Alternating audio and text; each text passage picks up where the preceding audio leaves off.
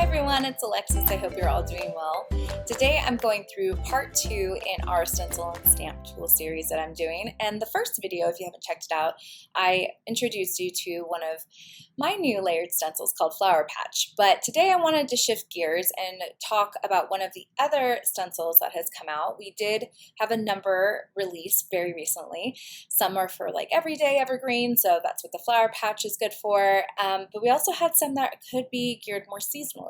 So if you're interested in what I'm interested in, which is fall and winter, which I'm very excited about, I wanted to shift gears today and do a little bit of a project geared towards a mountain winter scene. So I'm going to be using the new layered stencil Mountain Scene, so aptly named, right?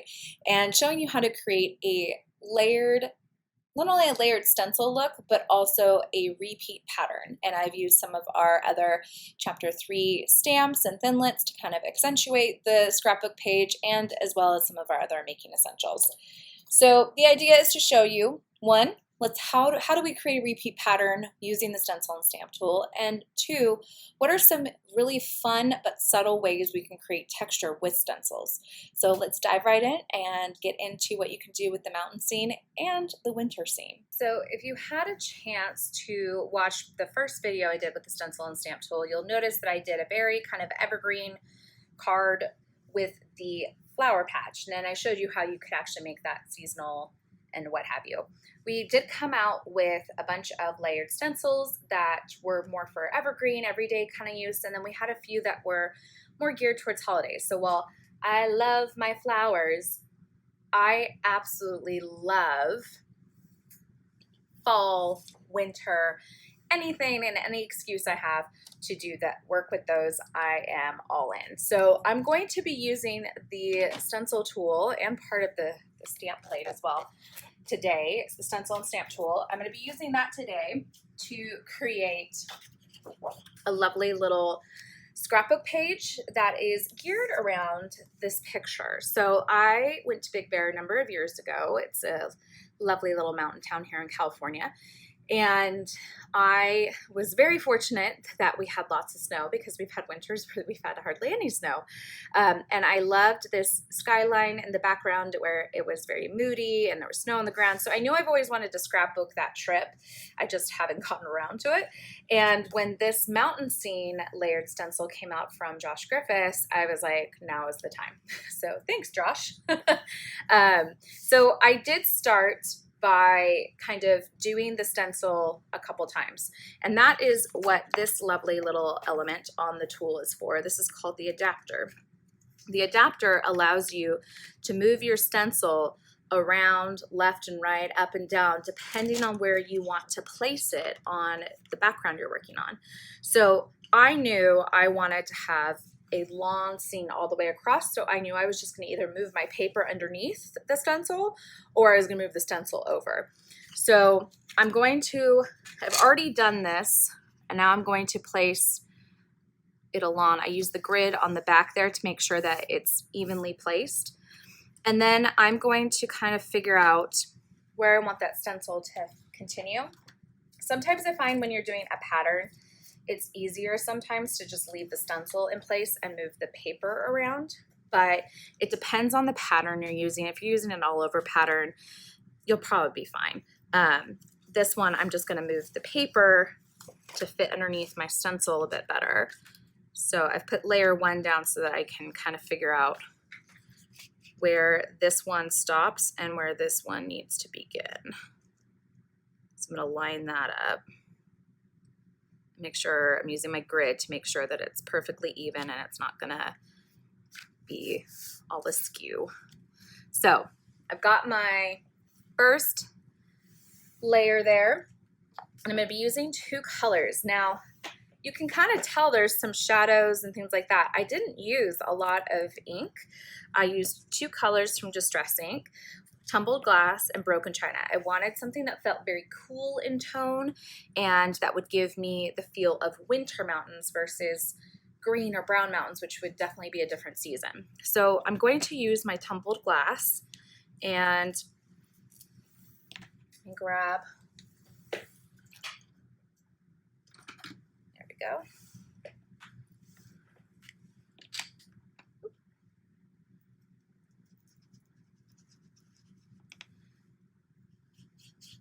I'm just going to use my blending tool head for my multi-tool.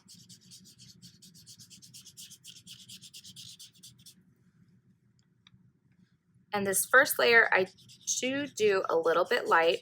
With any of the layered stencils, if you're using inks, you always want to start with your light colors and work your way up in darkness, we'll say. So this first one, I make sure is just a light base. So you can see we've got that first one ready to go.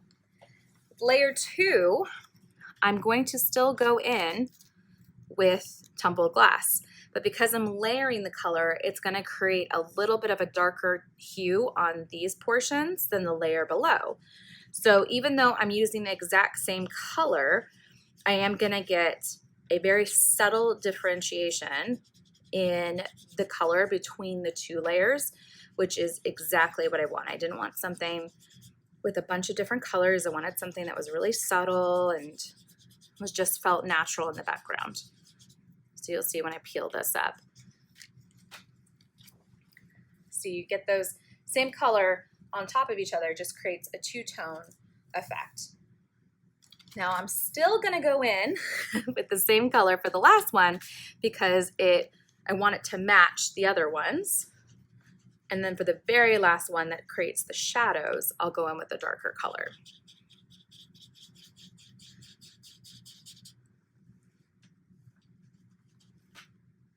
Now, if you are worried about getting your ink outside of where you want it to be, you can just put down some maker's tape or some washi, something of that nature, and then you'll be able to not worry about it getting anywhere else.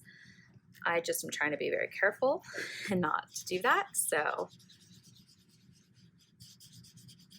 And I'm going to show you one other trick with this as you're completing a mountain range, because there is, even though they line up and you can create the scene, there is a little gap right here that will look like there's just a chunk of the mountain missing. So you'll see what I'll do in a second before I move on to the next little portion.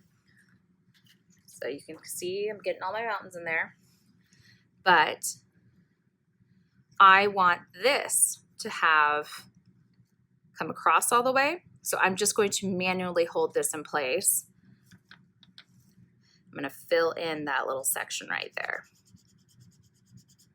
And then that way it looks like one complete mountain range all the way across, which is exactly what I did right here.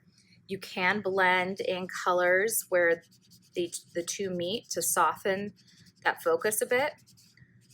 That way it doesn't feel like there's a distinction between the mountain ranges. So I did that on both, where I just kind of blended those in a little bit just so that it felt like it was one long mountain range.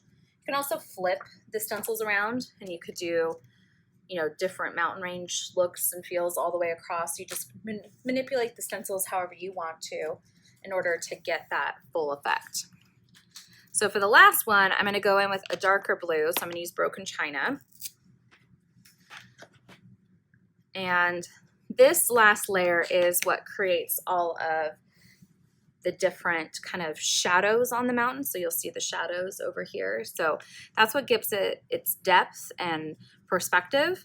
So this layer, you're always going to want to go a little bit darker just because you want to imagine that the sun is creating the shadow. So you'll notice on one of them, I didn't actually incorporate it, but there was the circle for the sun. And so the circle for the sun is over here, which means that this side of the mountains would be shadowed. So that's why the shadow effect is here, but I think you can get these any time of day and it's going to look amazing. You could even do these in like sunset colors. I want mine to look more like a winter mountainscape real quick. And then I'm just going to go in here and kind of blend these two together a bit so it just looks a little bit more natural. Do it over here because I hadn't done it yet. So you can see, and anywhere you're not a fan, just get creative with some of the stuff you might incorporate in the background. You can see I went a little over the edge right here, but that's okay because I had always intended to cover this area with, I wanted to have like a fine line and I wanted to bring some warmth back into this. So my intent was always to put some pattern paper in there from my stash. So there's the final product, if you will. And now I'm just gonna start building my page. That's always it's always what I say, I'm building a page. So I told you I wanted to bring some warmth back in. So because this is a 12 by 12, I just pulled in some wood grain 12 by 12 paper I had in my stash because I immediately wanted to make it still feel like woodsy and bring in a forest element. So I'm gonna just put that in there. And then I found a pattern that I liked that had some complementary tones and just I knew would work with the blue, but also would pull in another color I could work with the green.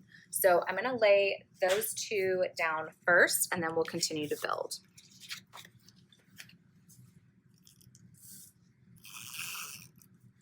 Just applying some permanent adhesive roller here to the back side of this pattern paper. Get it nice and sticky. And then I'm gonna just line it up with the base of the mountain. I'm gonna do the same with this kind of plaid one. I'm just gonna add more of the adhesive roller there. I'm very generous with my adhesive roller when I'm doing paper crafting. The more the merrier for me. Just put that right there. Okay, so you can see that immediately kind of changes the scene up, makes it feel a bit more fun and lively. But I also kind of want to add like a sparkly element to it. So I pulled another one of the layered stencils that came, and I had this idea, and I'm gonna just do it live on camera, and we're gonna pray it works because I haven't actually tested this out, but I love kind of experimenting sometimes to see if something might work. But there is this winter scene which has like birch trees and has this lovely like layered birch tree and shadows and things like that. But it has on one layer snowfall. And I kind of want to do like snow across here, but I'm not going to use my tool because I want to just place it, dry it. I kind of want to like play around with it a bit, if you will. But I am going to be using my crystal glaze, and I'm going to pull in another tool head from our effects tool range. So in the effects craft tools, you have two different palette knives and you have a brayer. And I'm going to use the shorter of the two palette knives, which I've got right here. And because I'm using a medium, I do have something to clean it off right here on the side. If you are at home doing this, you're going to want to like have a sink nearby because you always want to clean off your stencils and your tools immediately so they don't get caked on. So I have something nearby I'm gonna use right after this so that it will come right off. So let's give this a go. We're just gonna try it out. I'm gonna move this down just a little bit so it's closer to me. But I am gonna start kind of down here. So some of the snow will come here. You don't need a lot, and you want to build it up on the back side of your palette knife. So you'll see I took a scoop there, it's on the back side, and I'm just going to lightly put it down through these snowfall holes, we'll say.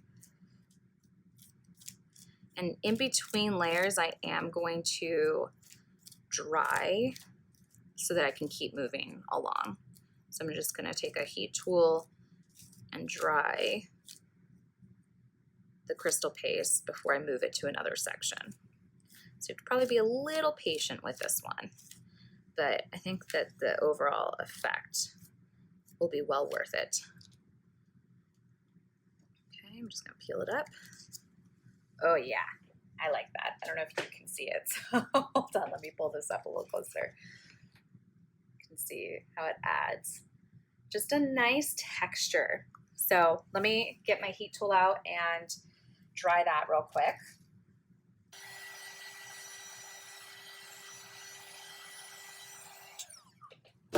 And honestly, it doesn't even need that much. That did the trick. So now I'm going to, I might like move it around so that I get different effects. So like I might come up here. Actually, I think I'm gonna come a little bit further down. Just so that it doesn't feel like I've literally just moved it across. I'm gonna have some of it come a little bit lower. Again, I'm gonna get that, some more of that paste and add that on.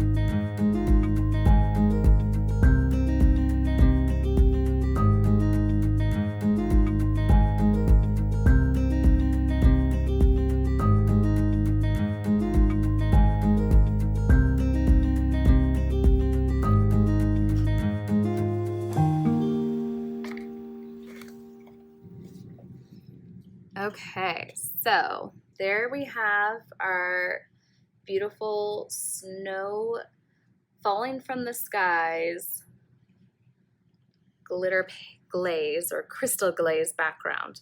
So you'll see I used just one layer of a stencil to get that effect, and that's kind of my favorite thing about these stencils is you can use a variety of things to kind of get different looks other than just the intended layerage. Layerage, is that a word? It is now. We're gonna go with it. So if you want to get the intended layers, you can stick with the 4 layers, but I encourage you to try different layers and to try different looks and things like that. So one of the other things I did was I pulled in some of our chapter 3 thinlits, and this one is from our Variety Sentiments #2 pack, and then these stars made me think of snowflakes and kind of that shimmery effect, and these are from our Festive foliage pack. Now what I did is I'm going to kind of just lay my photo down where I envision it kind of going, and I want it to go up a little bit. And then I like to build out from there. So I've die cut already a bunch of the stars, which I'm thinking of as snowflakes. So I did them out of different papers in our silver opulent range. So I've just die cut a bunch, and this is one of my favorite things to do. I'll die cut a bunch of pieces, and then if I don't use them all, I put them in a little stash of pre-cut die cuts that I have, and I think that's a great way that I could make a card eventually if I wanted to. But I did die cut Let It Snow from our silver glitter opulent paper, and I just wanted to add a little bit of shimmer to pull in the same way that the glitter up there kind of pulls in. And then I had some kind of other pieces of cardstock, not cardstock, but pattern paper hanging around. So I like to tuck elements here and there to just add a little bit of difference to different areas. So I'll play around and kind of figure out where I want to go from there. But one other thing I wanted to show you is that I did pull in some of our new stamp sentiments from Pete Hughes. And this one is Seasonal Vibes #1. And I love it's kind of our generic everyday ones. They're good vibe ones. that are just for everydays, but these ones are all just seasonal. So you get, it's beginning to look like a lot like Christmas, Santa baby, Santa Claus is coming to town. There's lots of great ones on there. So what I did is I took 2 of them and I did Let It Snow, Let It Snow, Let It Snow, and Winter Wonderland. And I used my Stencil and Stamp tool to stamp these on a smooth white cardstock, and I cut out around them. And I'm going to add them here for a little bit of extra decoration. And I did those out of the Cobalt Archival ink. So it's a permanent ink, which is great. And before I stamped them, I put them on, or I put an adhesive sheet on the back of the stamp sentiment, so I'll just be able to easily peel it off and stick it down like a sticker. So now I'm just going to play around and kind of figure out where these final pieces are going to go, and let's see what we come up with.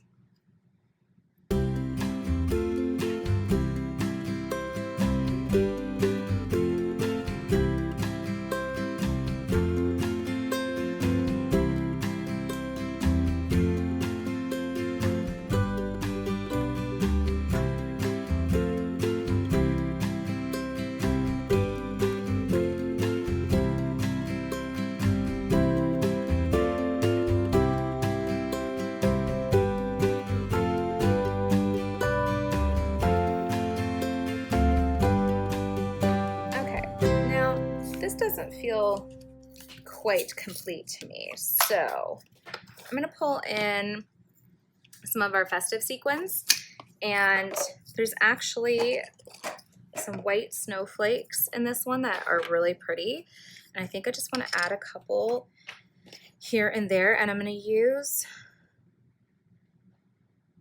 probably like 5 or 6 maybe. I'm just trying to pull them apart because there's a number in here.